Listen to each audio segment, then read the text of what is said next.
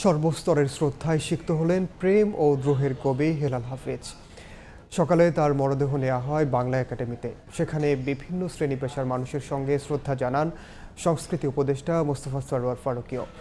Bangla academy প্রাঙ্গণে প্রথম এবং জাতীয় প্রেস ক্লাবে দ্বিতীয় জানাজা শেষে মিরপুর শহীদ বুদ্ধিজীবী কবরস্থানে সমাহিত হন কবি।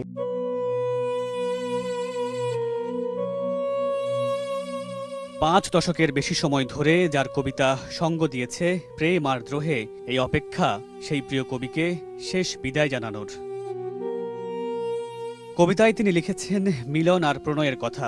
যদিও নিজে বেছে নিয়েছিলেন একলা জীবন, পরিবারের শত অনুরোধেও ভাঙেনি তার অভিমান। 1 সপ্তাহ আগে আমাদের কথা হয়েছিল। আমাকে বলেছে আমার ভীষণ শ্বাসকষ্ট হয়, আমি কথা বলতে পারি না।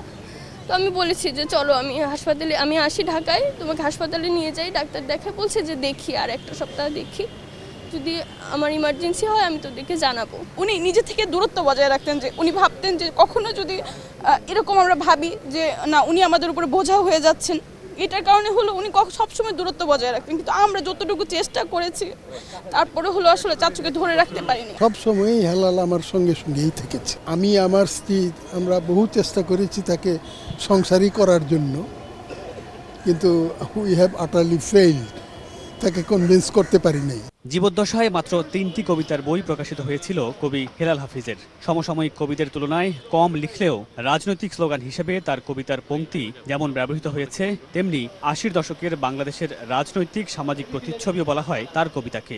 তিনি সমাজ বাস্তবতা তুলে ধরেছেন, সমাজের প্রতিক্রিয়া ব্যক্ত করেছেন। মূল্যায়নের ব্যাপারটা রাষ্ট্রের একটা বড় ভূমিকা ছিল।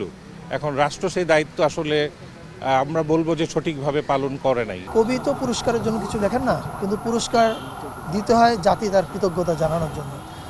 দুর্ভাগ্য এই যে আমরা ওনাকে, আমি যতদূর জানতে পেরেছি উনি 21 পদক, স্বাধীনতা পদক এগুলো কিছুই পাননি। সর্বস্তরের মানুষের শ্রদ্ধা নিবেদনের জন্য শনিবার সকালে কবির মরদেহ রাখা হয় বাংলা একাডেমি প্রাঙ্গণে। সেখানে শ্রদ্ধা নিবেদন শেষে প্রথম জানাজা অনুষ্ঠিত হয়। এরপর জাতীয় প্রেস ক্লাবে দ্বিতীয় জানাজা শেষে মিরপুরের শহীদ বুদ্ধিজীবী কবরস্থানে তাকে সমাহিত করা হয়। কলম থেমে গেলেও দ্রোহের মিছিলে আর প্রণয়ের প্রকাশে হেলাল হাফিজ বাংলা কবিতায় প্রাসঙ্গিক থাকবেন বহুকাল। মামুনুর রশিদ পনেল, সময় সংবাদ, ঢাকা।